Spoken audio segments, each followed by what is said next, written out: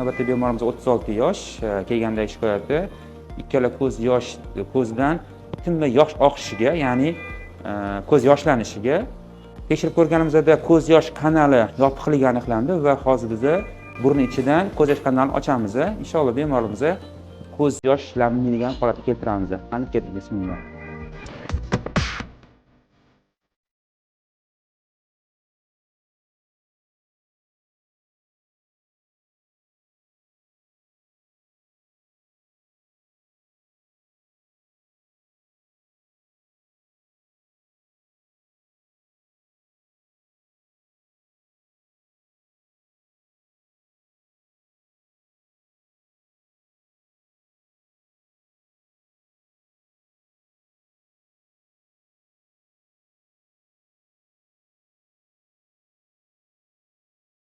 Mana aziz yurtdoshlar, operatsiyani yakunladik. Ko'rdinglar, biroz murakkab bo'ldi.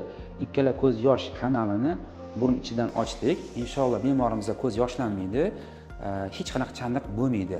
Bunaqa operatsiyalarni ilgari hozir paytda ham даже oftalmologlar qilardi, tashqaridan kesib qilardi. Hozir bu zamonaviylashib, burun ichidan qilinadigan bo'ldi, ya'ni lor xirurglar endoskopiya yordamida burun ichidan kiriladi, ko'z yosh kanalini, qopchasini ochib, chandiq qoldirmasdan operatsiyani yakunlaydi. Inshaalloh bemorimizga ko'z yoshlanmaydi. Kuningiz xayrli bo'lsin, salomat bo'ling.